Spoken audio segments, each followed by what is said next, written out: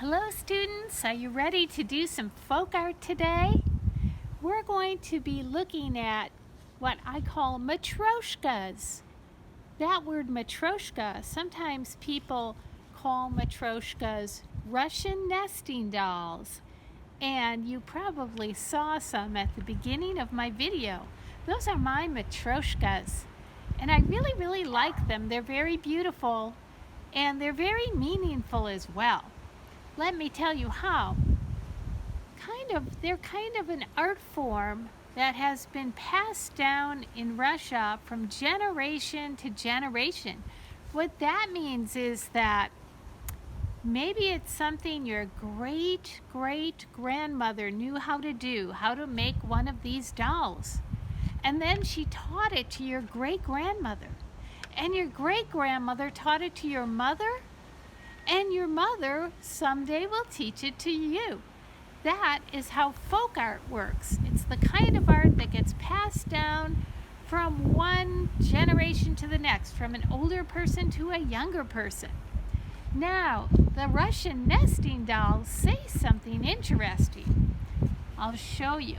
This is my favorite Russian nesting doll. It's very pretty. And when I open it up, there's the next one inside. I'm sure you've seen things like this before. This is the fun part, is opening them up and seeing the next one that's hiding like a surprise inside. And there's more. Up! There's the little baby one. Right there. Aren't they something? Look at that.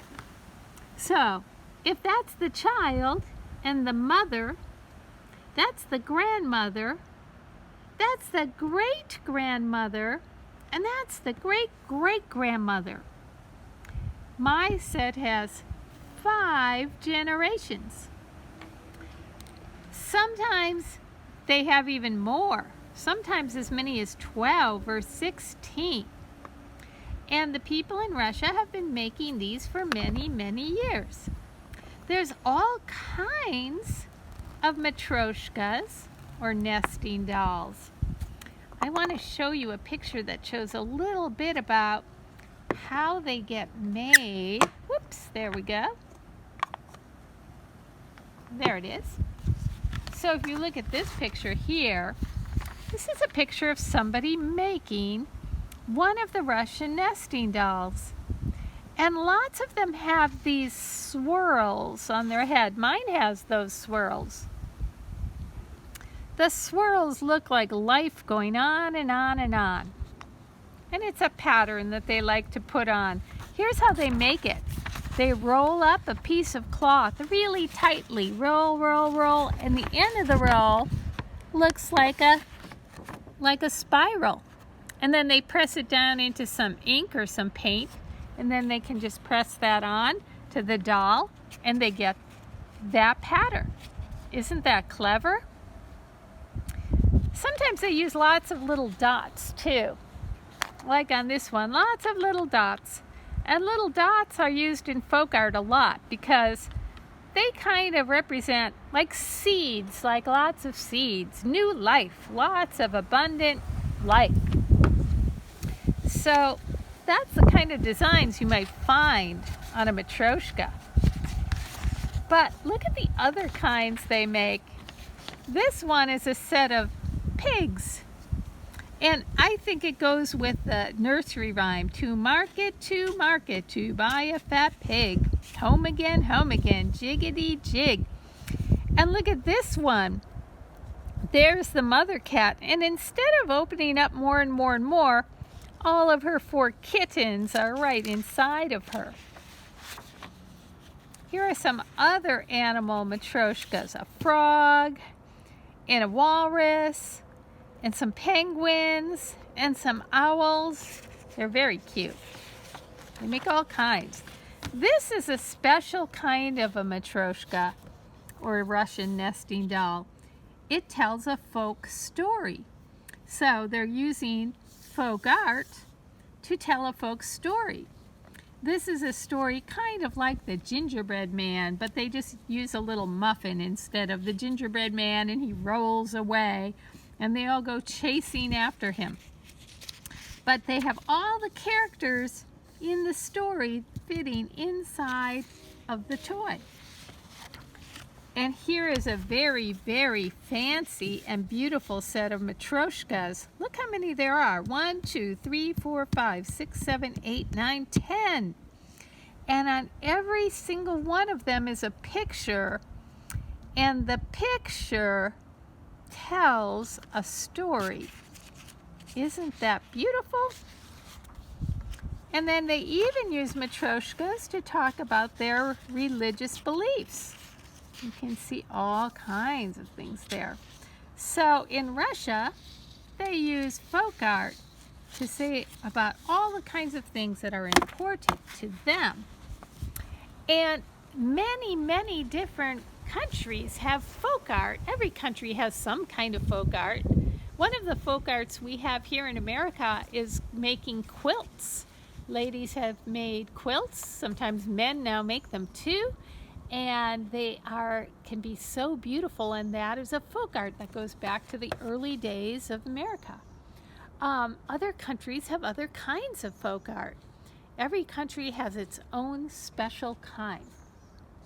But today we're going to make a drawing of one of these Matryoshkas, and I gave you a piece of paper. I started mine. It just has this outline on it, and that's our Matryoshka.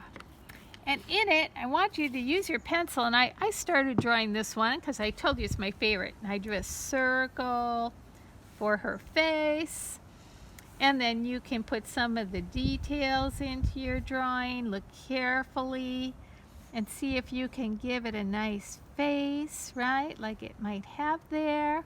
And I'm not going to do the whole thing right now, but I'll do a little bit of it so you can see. I know what the hardest part is on this. I'll show you in a minute.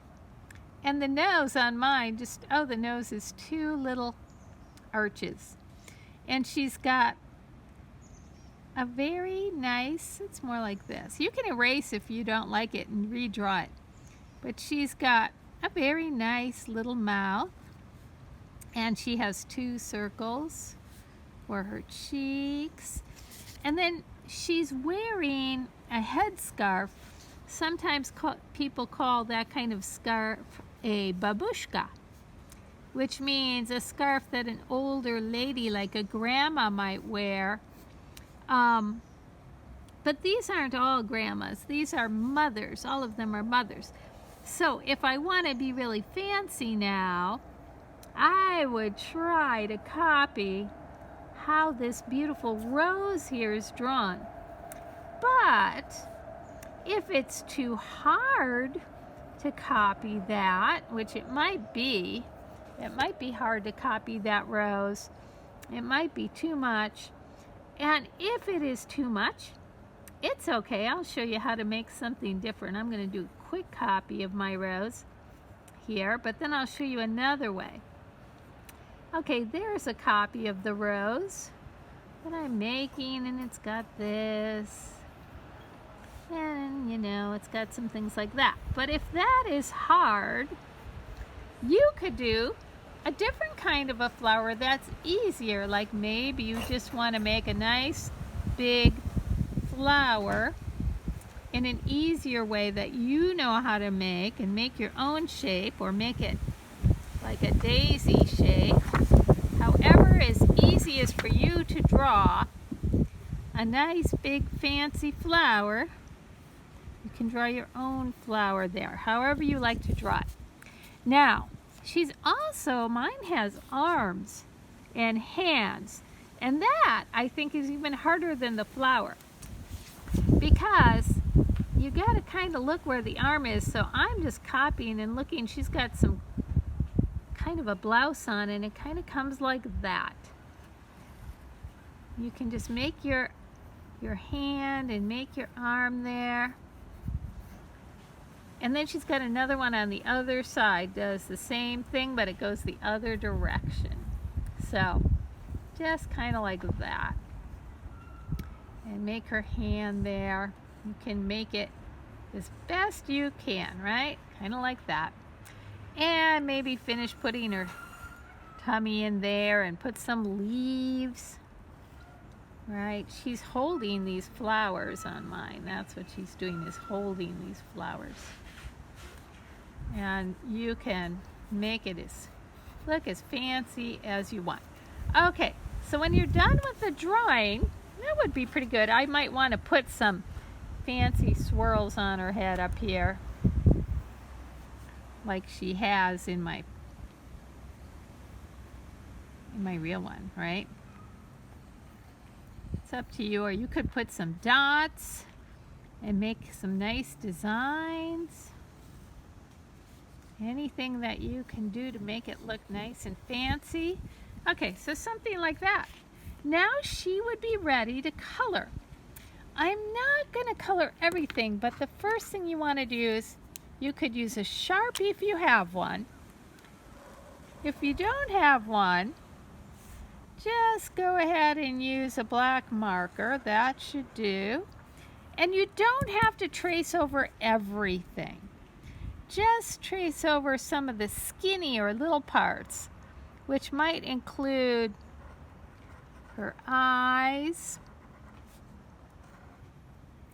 and it might include her nose. I don't think it includes her mouth on mine. It might include, I don't know, maybe coming down the arms, just doing some of the main parts. Probably the hand needs some outline. And over here, maybe the hand is going to need some outline. If something like this happens where you draw and then the pencil shows because you didn't copy exactly, oop, smeared a little, that's okay. Go ahead and erase your pencil. Okay, and the only other thing I recommend for most people, it's good to kind of come around the whole outer edge. I'll show you why in a minute.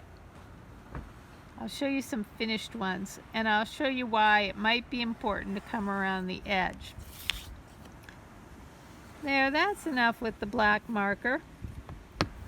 Now you're ready to use your oil pastels.